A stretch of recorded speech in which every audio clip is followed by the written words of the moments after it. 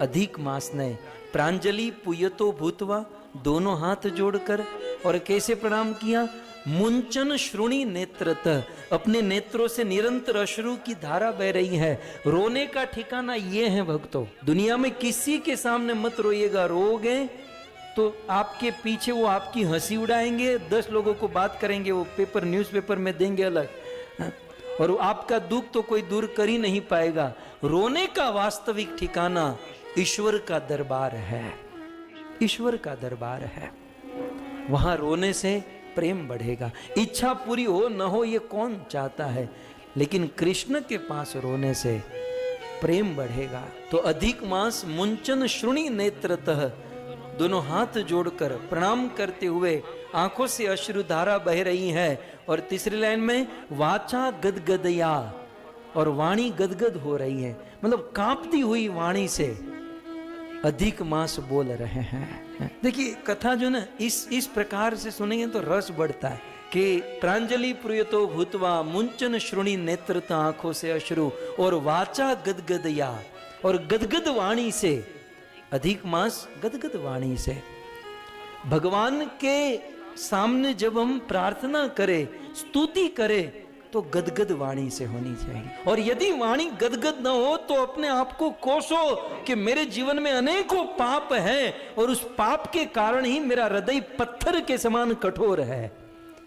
क्योंकि रूप गोस्वामी कहते हैं, सुखदेव गोस्वामी कहते हैं, कृष्ण इति द्वय, ये जो शब्द है कृष्ण का नाम जो है, एक बार भी जिह्वा पर आए तो आंखों में आंसू आए बिना रह नहीं सकता, वाणी गदगद हुए बिना रह नहीं सकती। और फिर भी ये नहीं हो रहा है तो बहुत पाप अभी भी बैलेंस में पड़े हैं हमारे हृदय में। उस पापों को क्लियर करो। वाचा गदगदया सौम्य। मुझे मेरे प्रभुपाद याद आ रहे हैं। शिल प्रभुपाद हमें सिखाते हैं कि कृष्ण का नाम कैसे लेना चाहिए, कृष्ण को कैसे पुकारना चाहिए। प्रभुपाद कहते हैं जैसे एक छोटा सा बच्चा रोते हुए अपनी माँ को पुकारता है ना। बच्चा अपनी माँ को पुकारे, माँ बिजी है अपने कामकाज में, तो माँ ध्यान नहीं देती है, दूसरी बार पुकारे ध्यान नहीं दे, और बच्चा चीख मुकता है। जब जो रोता, मोटा कालजा वाला तो बहुत जोरती रड़े। जब बच्चे चीख मारते रोते हैं तो माँ सब कुछ छोड़ छाड़ कर बच्चे के पास दौड़ कर आती हैं। हम और आप गदगद या आंखों से अश्रु, गदगद वाणी से भगवान को पुकारते हैं, भगवान सब कुछ छोड़कर दौड़कर हमारे पास आते हैं। तो वाचा गदगदया, ये अधिक मास गदगद वाणी से, और सौम्यम बभाषे। अब ये भी थोड़ा सा सीख लीजिएगा। सौम्यम बभाषे, सौम्यम वाणी में, सौम्य माने मधुर वाणी में, मीठी वाणी में। कुछ लोग बोलते हैं या गाते हैं तो लगता है, पता नहीं चलता कि ये आदमी है कि कोई गधा है। ये तो फिर उसके बाजू में जाते हैं तब पता चलता है। प्रयास करना चाहिए सौम्य, सॉफ्ट वाणी हो। किसी की बोली बंदूक की गोली की तरह दादा दादा दादा दादा दादा सबको मार देती है। बोली जो है सौम्य, कितनी सुंदर बात। बभाषे, अधिक मास बोले कि लेकिन कैसे? सौम्यम, सौम्य वाणी से, गदगद वाणी से, सौम्य वाणी से अधिक मास बोलने लगे। कैसे? धैर्यम मुद वहन। मानो अर्जुन ने कहा कि वो तो रो रहा था, आंखों में आंसू, वाणी गदगद, तो फिर वो कैसे बोल पाए? तब कृष्ण कहते हैं अर्जुन धैर्यम उद्वहन। उसने धैर्य धारण किया, थोड़ी सी धीरता, और एक गिलास पानी पिया, थोड़ा सा शांति मतलब ठंडा हुआ, तब जाकर अब भगवान से बोलने लगे। अधिक मास क्या बोले? तो अधिक मास उवाच। मैंने तो ये नहीं खबर पड़ती कि आ महीनों बोलो, ये जो महीना चल रहा है ना, आ महीनो बोलो। अपनी साथे तो अपना पाड़ोशी नहीं बोलता, अमेरिका कैनेडा में तो बोले ज नहीं। तो जे आपने केम विश्वास थाय कि आ महीना ही बोलता हशे? घणी वार आपणे एवुं आवे ने कि मूर्ति बोल पड़ी है। देवी सीता गिरजा जी की पूजा जब कर रही थी, मुनि जाहि राचे हूँ मिली ही सो बरु सहज सुंदर सा वरो करुणा निदान। जब देवी सीता ने गिरजा को प्रार्थना की तो वो मूर्ति बोल पड़ी। तब लोग प्रश्न करते हैं कि मूर्ति बोलती है? अब दुनिया के लोगों का तो ये विषय ही नहीं है ना। हमारे साथ हमारे पड़ोसी नहीं बोलते तो हम क्या इमेजिन, कल्पना कर सकते हैं कि मूर्ति भी बोलती होगी। लेकिन बोलती है मूर्ति। अधिक मास महीना भी बोलता है। यदि हृदय में भाव और श्रद्धा हो तो पत्थर में भी वाचा प्रकट हो जाती है। ये तो साक्षात अधिक मास है। सो अधिक मास बोला। अधिक मास क्या बोले? अधिक मास उवाच अयि नाथ कृपा निध हरे न कथम रक्षसी मामिहागतम कृपणम प्रबले निराकृतम मलमासे त्याभिधाम विधाय मैं त्यभिधाम विधाय मैं। मैं 3 दिन से सोच रहा हूं कि ये छंद कौन सा है। वैसे भागवत के सारे छंद, थोड़ा सा अभ्यास है इसलिए पता है कि भाई शार्दुल विक्रीत छंद, दीर्घ छंद, लघु छंद, लेकिन ये कौन सा छंद समझ में नहीं आया। तो जिस छंद में ये श्लोक है, ये ट्यून में ये छंद ठीक नहीं है, लेकिन मैंने प्रयास मेळवी। આપણે એમ તો ગુજરાતી કોઠા ઉજવાળા હોય ને, એટલે આપણે તો પ્રયાસ મેળવી દઈએ, સમજે, तो ये हो गया। लेकिन ये छंद बदल गया। अब मुझे नहीं पता ये कौन सा छंद है। ये छंद अधिक मास को ही पता होगा ये कौन सा छंद। दास को ऐसा लगता है कि छंद का कोई ठिकाना नहीं रहा। क्यों? क्योंकि बेचारा रो रहा था, और रोते रोते जब आदमी बोलता है तो थोड़ी ना कोई छंद, व्याकरण, वर्ब, नाउन, ये सब थोड़ी ना कोई फिट करता है। वो जो आया वो बोलने लगा। इसलिए श्लोक भी थोड़ा सा उल्टा फुल्टा, आड़ा टेढ़ा, कोई ठीक से वो बैठा नहीं है। तो जो भी है, हमारे पास श्लोक है। और अधिक मास उवाच, अधिक मास बोलने लगे। क्या बोले? अयि नाथ कृपा निध हरे। हे नाथ। देखो 3 संबोधन। प्रथम लाइन में अधिक मास ने 3 संबोधन दिए। किसको? भगवान कृष्ण को। अर्जुन कृष्ण कैसे कहते हैं ना, तो भगवान कृष्ण को 3 संबोधन दिए। संबोधन देते हुए कहते हैं नाथ, हे नाथ। अब संबोधन को भी समझिए। नाथ, ये नाथ शब्द कैसे बना जानते हैं? माताएं अपने नाक में जो पहनती ना, आपने इन्हें नथ कहिए, नथ। हिंदी में कहते हैं नथनी, इंग्लिश में पता नहीं क्या, इंग्लिश वाले पहनते ही नहीं है तो थोड़ी कुछ बोलेंगे। तो हिंदी गुजराती में ऐसे नथ कहते हैं या नथनी कहते हैं। तो पशुओं के भी नाक में नथ डाली जाती है। क्यों? क्योंकि पशु थोड़े से अकड़ू होते हैं, कंट्रोल में नहीं रहते, इसलिए गाय बैल के नाक में जो है ना नथ डालते हैं, मतलब रस्सी डालते हैं। और फिर उसको जो कंट्रोल करता है स्वामी, वो रस्सी वो अपने हाथ में पकड़ता है और उसको राइट में ले जाने तो राइट में खींचता है, लेफ्ट में ले जाने लेफ्ट में। और उस समय उसके नाक में कष्ट होता है, दर्द होता है, इशारा समझ जाता है और राइट लेफ्ट जाता है, और जोर से खींचते तो स्टॉप हो जाता है। सो पशुओं के नाक में नथ डाली जाती हैं उनको कंट्रोल करने के लिए। ठीक उसी प्रकार ईश्वर ने, भगवान ने इस दुनिया में पशु पक्षी ही नहीं, समस्त जीव, मनुष्यों के भी नाकों में रस्सी डाल रखी है। वो स्थूल रस्सी तो दिखाई देती है, लेकिन ईश्वर ने माया रूपी रस्सी हम सब के नाक में डालकर रखी है। और भगवान माया रूपी रस्सी से दुनिया के सभी जीव को कंट्रोल कर रहे हैं। ये भागवत के 6ठे स्कंद में स्वयं यमराज जी कहते हैं कि ओतम प्रोतम पट वधत्र विश्वम। ईश्वर ने इस विश्व को ऐसा बांध कर रखा है, कोई छोड़ना भी चाहे तो छोड़ नहीं सकता। और किस किस किस ग्लू से, किस गम से, किस फेविकोल से बांधा है? बोले माया रूपी ग्लू से बांध कर रखे। ऐसी मोह माया ममता बच्चों में होती है, पत्नी में होती है, घर में होती है, पैसों में, ऐसी माया लगती है कि छोड़, चाह कर भी उसे छोड़ नहीं सकते। तो भगवान माया रूपी रस्सी से पूरे संसार को कंट्रोल करते हैं। इसलिए कहते हैं एकले ईश्वर कृष्ण आर सब भृत्य, जाहे दे के नाचाए ते तेजे करे नृत्य। वो जैसे नचाना चाहे दुनिया का जीव वैसे। जैसे वो कठपुतली का खेल जानते ना, हाथों में रस्सी होती है और वो कठपुतली ऐसे ऐसे खिलाते हैं, उसको खिलाते हैं। वैसे भगवान संसार के सभी जीव को माया रूपी रस्सी से ऐसे खिलाते हैं। और इसीलिए भगवान को नाथ कहते हैं, क्योंकि ये वो नाथ हैं जिसने हम सब की अंदर रस्सी डाल के कंट्रोल उनके हाथ में। तो ये है नाथ है।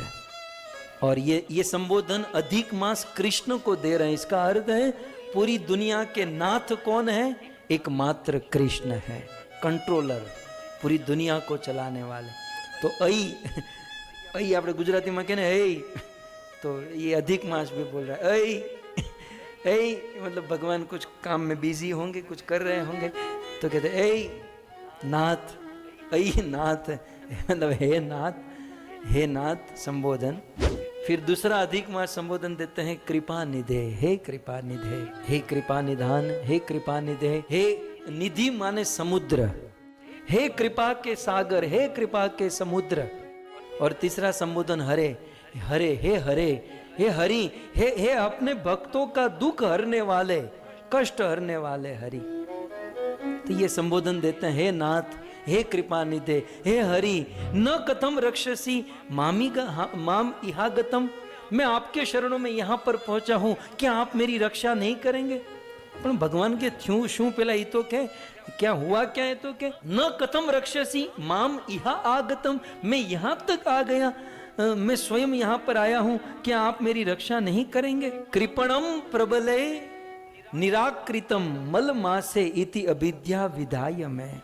भगवान ने कहा क्या हुआ ये तो कहो। तो तीसरी चौथी लाइन में कहते हैं कि मेरे बलवानों ने, अन्य जो महीने हैं, अन्य जो लोग हैं, मुझे अपनी श्रेणी से निकाल दिया है। कृपणम प्रबले निराकृतम, मेरा निरादर किया है, मेरा निराकृत तिरस्कृत किया है मुझे। तो अन्य महीनों ने, कार्तिक, माघशीर्ष, पोष, महा, फाल्गुन, चैत्र, वैशाख, इन सब ने मेरा तिरस्कार किया है। और तिरस्कार करते हुए मल मासे इति अभिधाम, मुझे मल मास कह दिया है। कोई सारू लागे पोताने कोई मल मास कोई कह दे तो मुझे बड़ा कष्ट है प्रभु। तो विधाय में, मेरा कुछ विधान करो, मेरा कुछ मुझ पर कुछ कृपा करो। तो इस प्रकार से अधिक मास भगवान से प्रार्थना कर रहा है, करने देते हैं। और हम हमारे अधिक मास के देवता पुरुषोत्तम भगवान की कथा जो भागवत के 10वें स्कंद से सुन रहे हैं, उस कथा के प्रसंग को हम आगे बढ़ाते हैं। तो 2 सत्र में कथा चलेगी, आप समझ ही चुके हैं। प्रथम सत्र में अधिक मास की महिमा, इसी प्रकार के श्लोकों का आस्वादन करेंगे। और पुरुषोत्तम मास की कथा, अब हम भगवान पुरुषोत्तम, कल सुना था ना, भगवान पुरुषोत्तम के गुण और स्वभाव क्या है। तो भगवान पुरुषोत्तम के गुण और स्वभाव 3 हैं। एक तो भगवान पुरुषोत्तम किसी के भी दोष को, बहुत बड़े अपराधी भी क्यों न हो, वो अपराध को देखते तक नहीं, और देख लिया तो ऐसे मुंह फिरा देते हैं। और दूसरा, कोई छोटी भी सेवा करे तो भी उनको बड़ी सेवा समझकर स्वीकार कर लेते हैं। और तीसरा, कितना भी दुराचारी व्यक्ति हो उससे द्वेष नहीं करते। ऐसे भगवान पुरुषोत्तम हमारे कृष्ण हैं। और उस कृष्ण में जब 6 दिन के थे तब से ही ये गुण डेवलप हो चुके हैं। और उन्होंने ये सारे गुण पुतना के समक्ष प्रस्तुत किए। यद्यपि कृष्ण 6 दिन के थे, लेकिन अपनी प्रथम लीला में उस 6 दिन की उम्र में ही कृष्ण ने अपने कृपा की, दया की सीमा रेखा को लांघ गए। અને હું તમને કહું, નાના બાળકો હોય ને એ જ कृपा કરે, મોટા થાય પછી તો એમાં બહુ બધી બુદ્ધિ ચલાવવા માંડે। तो कृष्ण छोटे ना, इसलिए बहुत बड़ी कृपा कर दी। बड़े होने के बाद तो फिर सोचते हैं कि भाई ये यथा माम प्रपद्यन्ते तांस्तथैव भजाम्यहम्, ये सारी बातें लग जाती हैं। लेकिन अभी हमारे कन्हैया श्याम सुंदर छोटे हैं, तो उनकी बड़ी रसमयी कृपामयी कथा पुतना मोक्ष, आइए हम सुनते हैं। श्री शुक उवाच नंदः पथिवच शोरेर नामृषेति विचिन्तयन् हरिं जगाम शरणं, हरिं जगाम शरणम् उत्पातागम शंकितः, उत्पातागम शंकितः। गत सत्र में हम सब ने श्रवण किया किस प्रकार भगवान श्री कृष्ण का जन्म हुआ। तत आरभ्य नंदस्य ब्रजः सर्व समृद्धिमान। पूरा व्रज कृष्ण के जन्म से समृद्धिवान हो गया। कंस के अनुचर असुर ब्रज में न आए, इसके लिए स्वयं नंद बाबा ही वार्षिक कर टैक्स प्रदान करने के लिए अपने गोप सखाओं के साथ मथुरा चले गए। कंस को टैक्स प्रदान करके नंद बाबा और वसुदेव जी का सुंदर मिलन हुआ। कल बड़े संक्षिप्त में हमने नंद और वसुदेव का मिलन किस प्रकार से हुआ सुना। जब नंद जी ने कहा कि बस आज इस रात में यहीं पर रुकने वाला हूं, तब तुरंत वसुदेव जी ने कहा कि नहीं बाबा, नंद बाबा आप यहां मत रुकिए, ये स्थान रहने जैसा नहीं है और मुझे कंपकपी हो रही है। मुझे न जाने मेरे मन में ऐसे विचार आ रहे हैं कि वहां गोकुल में कुछ उत्पात हो रहे हैं। नंद बाबा, मुझे गोकुल में उत्पात होने की आशंका हो रही है। इतना सुनते ही अब नंद जी को कहने की आवश्यकता थोड़ी थी। अपने लाला के लिए, अपने कन्हैया के लिए नंद बाबा तुरंत खड़े हुए, सभी अपने गोपों को जगाए और कहे कि सब लोग बैलगाड़ी बैल जोतो और हम सब अभी इसी रात को गोकुल वापस लौटेंगे। अब हमारे जैसे लोग नहीं थे भाई, तारा छोकराનું જે થવું હોય તે થાય, અમને સુવા દો ને યાર। ગુજરાતીઓ તો આમ જ કહે કે અમને હુવા દે ને ભાઈ, તારે જવું હોય તો જા, તને એટલી બધી ચિંતા હોય ને એટલી બધી પડી હોય तो। लेकिन नहीं, पूरा ब्रज जो है ना कृष्ण को चाहता था। सारे गोप जब ये सुने कि कृष्ण के ऊपर कोई आपत्ति आई है, सब लोग तुरंत तैयार हो गए और अपने अपने बैलों को जोत कर रात को निकल पड़े। श्रीमद् भागवत के 10वें स्कंद के 6ठे अध्याय का ओपनिंग प्रारंभ करते हुए श्री सुखदेव मैं आपको भूल जाऊंगा, अभी बता देता हूँ। ये जो तत्कालीन बात आती है ना, मैं तत्कालीन बोल देता हूँ, पहले से कोई प्री प्लान नहीं होता है। वो आई तो आई फिर वो चली भी जाती है। अब ये भागवत के 10वें स्कंद का 6ठा अध्याय है, ध्यान से सुनिएगा। 10वें स्कंद का 6ठा अध्याय है और ये जो लीला हो रही है ना, ये भी कृष्ण के 6ठे दिन की लीला है। भगवान श्री कृष्ण का जन्म हुआ 6ठा दिन चल रहा है और ये जो कथा है श्रीमद् भागवत में 6ठे अध्याय में है। मतलब कितना, मतलब ये सटीक जा रहा है, कितना मतलब योग बन रहा है कि कृष्ण के 6ठे दिन की लीला और भागवत के 10वें स्कंद का 6ठा अध्याय। तो इस 6ठे अध्याय का प्रारंभ करते हैं। श्री शुक उवाच, श्री सुखदेव गोस्वामी बोले, क्या बोले? बोले नंद पथि वच शोरे। बोले नंद पथि, नंद महाराज जो है वो पथि, पथि माने पथ में है, मार्ग में है। थोड़ा सा इमेजिन कर लीजिए, आप डूबिए, मैं आपको डुबा रहा हूं। आप इमेजिन कीजिए कि वो रात का समय है, अंधेरी रात है, आकाश में चंद्रमा उगा हुआ है और उस अंधेरी रात में कोई स्ट्रीट लाइट नहीं है, कोई ट्यूब लाइट नहीं है, कुछ नहीं है, अंधेरा मार्ग है और उस अंधेरे मार्ग में चंद्रमा के प्रकाश में वो सारी बैलगाड़ी चल रही है। नंद बाबा का जो बैलगाड़ी चलाने वाला चला रहा है और नंद बाबा बैलगाड़ी के पीछे बैठे हैं और पीछे बैठकर नंद बाबा एक गुजराती में एक भजन गायु, તમે કહેતા હો તો હું થોડું ગાઉં, દયાળભાઈ ગાઓ। નંદ બાબાએ એક ભજન ગાયું, हरि तू गाडू मारू क्या लई जाए, काई न जाणू, काई न जाणू रे, काई न जाणू रे, काई न जाणू। हरि तू गाडू मारू क्या लई जाए, काई नहीं जाणू। हरि तू ए गाडू मारू क्या लई जाए, काई नव जाणू। बलदेव बापा आ काले संभळावजो भाई, મને તો આખું યાદ ન હોય પણ આ તમે આના કારીગર છો એટલે આવું બધું તમે સંભળાવતા રહેજો કે હે હરી અમારું જીવન રૂપી ગાડું તું ક્યાં લઈ જાય, હું તો કાંઈ નથી જાણતો. तो આવું કંઈક નંદ બાબાએ ગાયું છે. लेकिन यहाँ पर सुखदेव गोस्वामी कहता है कि नंद पथी, नंद बाबा उस बैलगाड़ी पर बैठे हैं. बहुत सारी बैलगाड़ी हैं, अंधेरी रात है, नंद बाबा बैलगाड़ी में बैठे हैं. और बैलगाड़ी में बैठे बैठे आप कहोगे ये मुझे कैसे, ये मेरे थर्ड क्लास मन की कोई रचना नहीं है. ये सब आचार्यों ने अपनी टीकाओं में लिखा है. ये जो मैं भी बोल रहा हूं ये वल्लभाचार्य ने सुबोधिनी में लिखा है. ये सारी बात है, बहुत कुछ लिखा है. सुखदेव ने तो सार दिया, इसको रसों से भरा.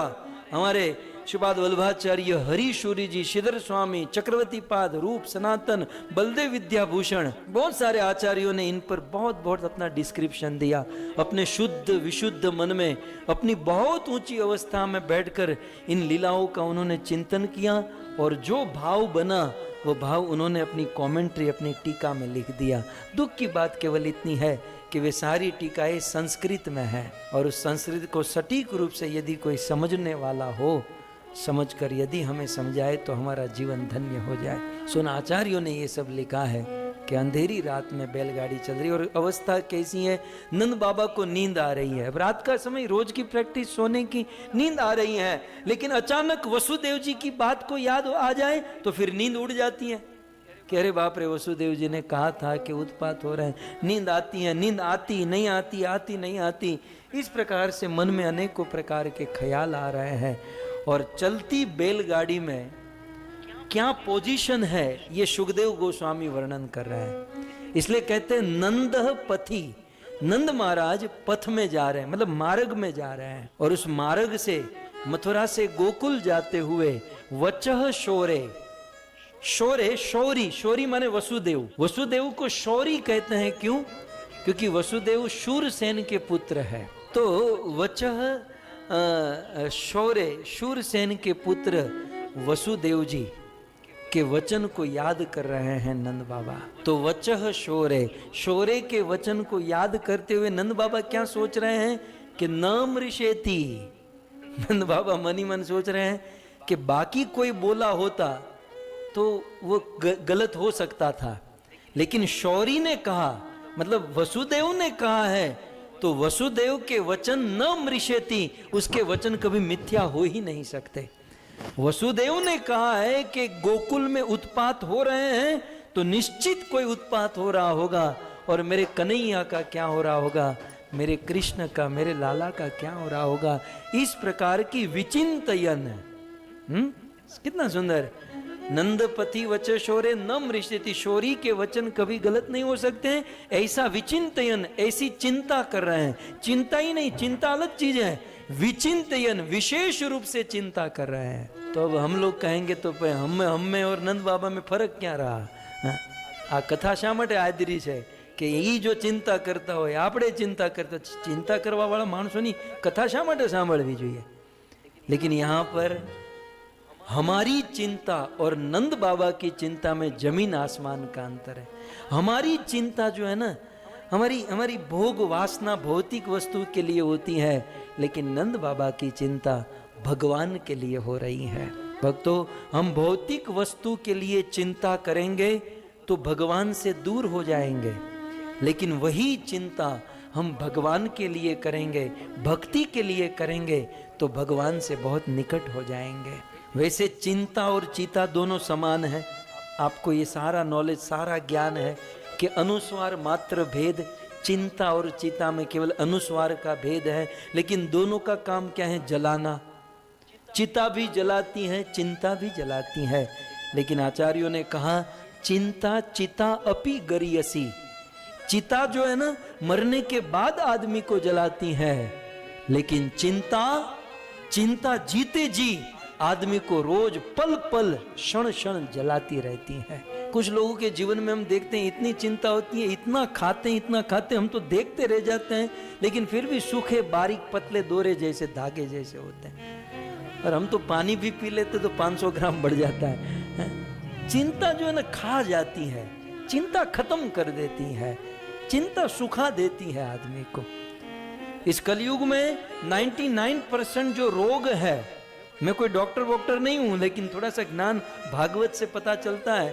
कि 99% के जो रोग हैं वो चिंता से उत्पन्न होते हैं। जैसे जैसे कलयुग बढ़ रहा है ना, लोगों की चिंता बढ़ रही है। हम लोग ने सुख सुविधा तो जुटा ली।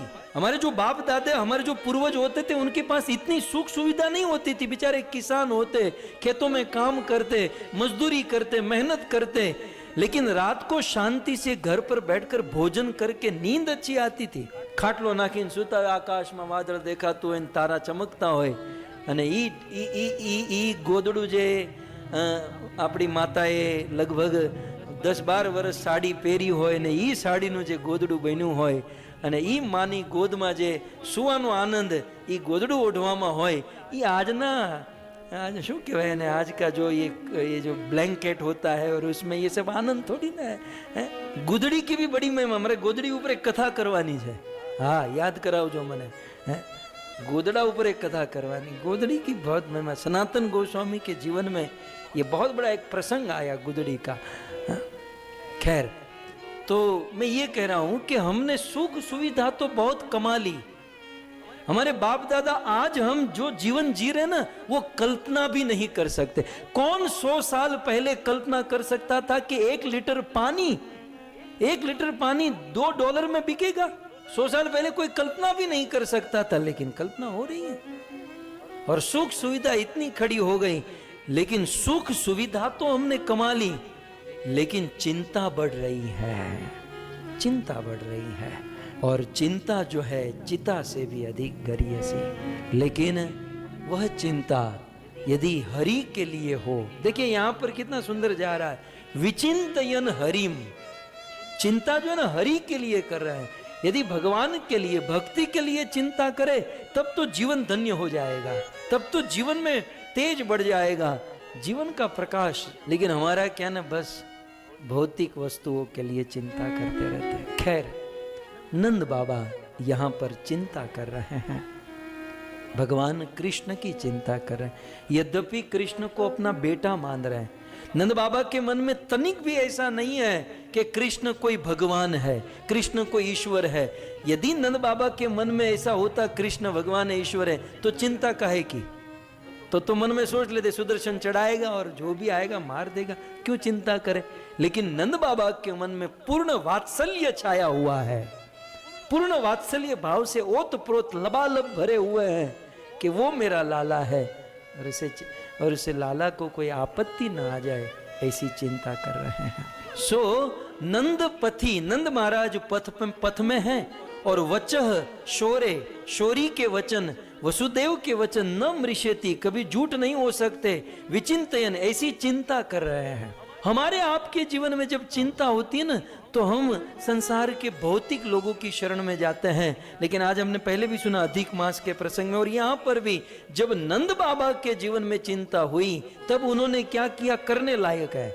नंद बाबा ने क्या किया, विचिंतयन। जब चिंता हुई तो तुरंत कौन सा शब्द है आप देखिए, नंद बाबा को जब चिंता हुई तो क्या किया, हरिम जगाम शरणम।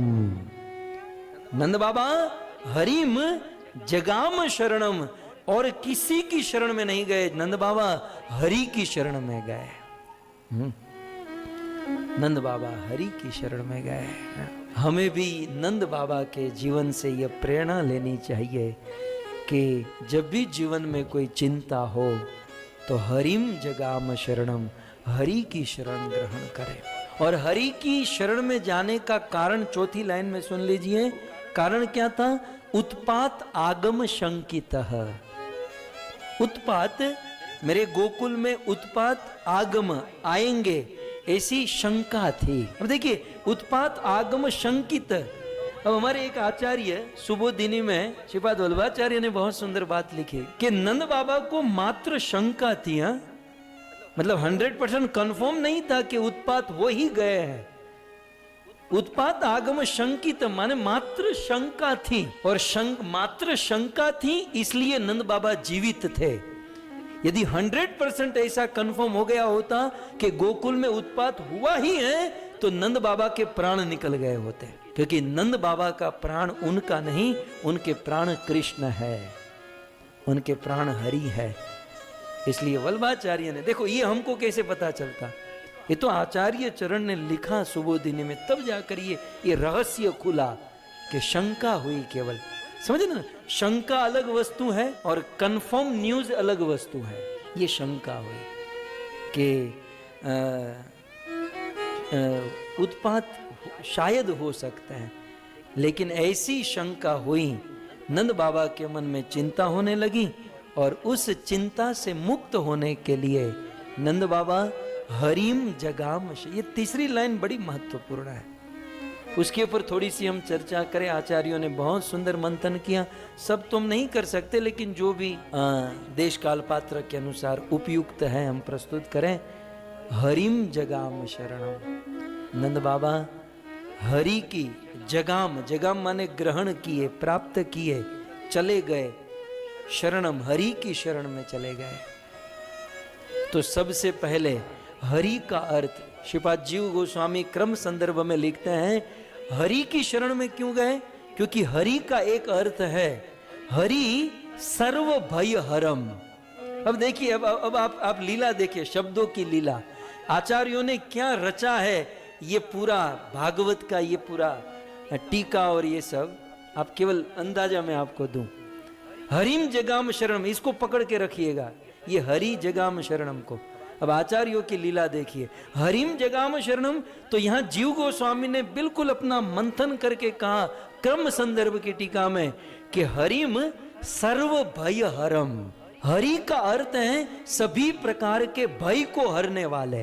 वैसे हरि शब्द अनेक अर्थ है, इसके अनेकों अर्थ हैं, लेकिन हरि जीव गोस्वामी कहते हैं कि सभी भय को हरने वाले। नंद बाबा ने देखा अभी मैं भयभीत हूं, मेरे हृदय में भय है, और उस भय से मुक्त करने वाला केवल एक ही तत्व है, वो है हरि, और वह हरि ही मेरे भय को दूर कर सकते। और इसीलिए हमारे गोविंद दास जी ने कहा, भजहु रे मना श्री नंद नंदना अभय चरणार वृंद रे। हे मन अभय प्रदान करने वाले गोविंद हरि के चरणों में लग जा, क्योंकि जीवन में अनेकों प्रकार के भय हैं। दुर्लभ मानव जन्म सत्संगे, दुर्लभ मानव जन्म सत्संगे, तरहु ये भव सिंधु रे, तरहु ये भव सिंधु रे। हे मन, इस भवसागर को पार करना, हालांकि ये भवसागर दुर्लभ है, बड़ा कठिन है, इस संसार के अनेकों मोड़ बड़े कठिन हैं, लेकिन आसानी से पार करना चाहते हैं तो हे मन, उस अभय प्रदान करने वाले हरि भगवान गोविंद के शरण में। शीत आतप बात वरीषण, इथे किया चे पर तीरे, विफल से विनु कृपण दुरजन, विफल से विनु कृपण दुरजन, भजहु हरि पद नीति रे। हे मन, इस दुनिया में तूने कितने लोगों की सेवा की, दुनिया में कितने लोगों की शरणों में गया, ऑफिस में काम किया, यहाँ किया, वहाँ गया, किस किस की शरण में गया, लेकिन आज तक वे तुम्हें चिंता से, भय से मुक्त नहीं कर पाए। इवन अपने खुद के अपने लोग भी हमें भय से मुक्त नहीं कर सकते। कहते हैं ये धन यौवन पुत्र परिजन, इते किया छे पर तीरे, ये धन यौवन पुत्र परिजन, इते किया छे पर तीरे, कमल दल जल जीवन टलमल, कमल दल जल जीवन टलमल, भजहूँ हरि पद नीति रे।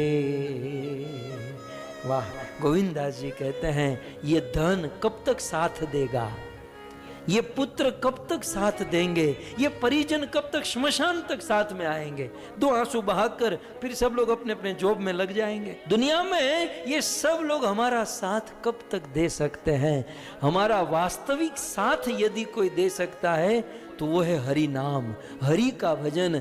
थोड़ी बहुत कथा सुनी है, हरि नाम लिया, दान पुण्य धर्म किया है, तो वो हमारे साथ आएगा। बाकी ये धन पुत्र परिजन कोई हमारे साथ नहीं आएगा। इसलिए श्रवण कीर्तन स्मरण वंदन पाद सेवन दास्य रे, पूजन सखी जन आत्मनिवेदन, पूजन सखी जन आत्मनिवेदन, गोविंद दास अभिलाष रे, लाल गोविंद अभिलाष रे। तो ये हम अभिलाषा करते हैं कि जीवन में साथ आएगा तो हरि का भजन। इसलिए श्रवण कीर्तन स्मरण वंदन आदि से हरि का भजन कीजिए, जीवन को धन्य कीजिए। हमारे जीवन में भय से मुक्त कराने, मृत्यु जैसे भय से, ये बार बार जन्म मृत्यु का जो चक्र बंधन है, मृत्यु नामक भय से भी मुक्त कराने वाला कोई है तो वह है हरि, वह है कृष्ण। और इसलिए यहाँ पर श्रीपाद जीव गोस्वामी ने कहा कि हरि की शरण में नंद बाबा क्यों गए? क्योंकि हरिम सर्व भय हरम इति हरि, सभी प्रकार के भय को हरने वाले हैं, इसलिए हरि। तो ये हो गया पहला। अब और एक आचार्य कहते हैं कि हरिम जगाम शरणम। नंद बाबा अपने कन्हैया की चिंता टेंशन सता रहा था, इसलिए हरि की शरण में गए। तो हरिम जगाम शरणम का एक अर्थ होता है कि अपने कुल देवता के शरण में गए, क्योंकि कुल देवी और कुल देवता हमारे समाज की रक्षा करती हैं, कुटुंब परिवार की रक्षा करती हैं। तो किसी एक आचार्य ने कहा कुल देवता, और उनके कुल देवता थे भगवान नारायण, भगवान हरि, इसलिए हरिम जगाम शरणम। एक आचार्य सत्य धर्म जी लिखते हैं कि हरि माने क्या? हरि सर्व अरिष्ट हरम इति हरि, सर्व अरिष्ट हरम इति हरि। अरिष्ट माने शत्रु, सर्व माने सभी प्रकार के, सभी प्रकार के शत्रु को हर लेते हैं, सभी प्रकार के शत्रुओं से मुक्त करा देते हैं, सभी प्रकार के शत्रुओं से हमें हमारी रक्षा करते हैं, उसे कहते हैं हरि, वो है हरि। तो इसलिए नंद बाबा के मन में हुआ कि कोई शत्रु न आ गया हो, और यदि शत्रु आ गया है तो हरि की शरण में जाऊं, वे सारे शत्रुओं को मिटा देते हैं, इसलिए वे हरि के शरण में गए। चौथा पॉइंट, चौथी बात, एक आचार्य जो मुझसे बहुत निकट पड़ते हैं, मतलब उनकी टीका बहुत सरल होती है, इजी संस्कृत होता है, तो बाल प्रबोधिनी। तो उन आचार्य ने कहा हरि शरणागत दुख हारिणम इति हरि। हरि के शरण में क्यों गए? क्योंकि हरि जो है शरणागत दुख हारिणम, इस हरि की शरण ग्रहण करने से वे सारे दुखों को हर लेते हैं, इसलिए वे हरि की शरण में गए। और वे दृष्टांत देते हैं, जैसे गजेंद्र हरि की शरण में गया, सारा दुख हर लिया, द्रौपदी हरि की शरण में गई, सारे दुख हर लिए। तो इस प्रकार से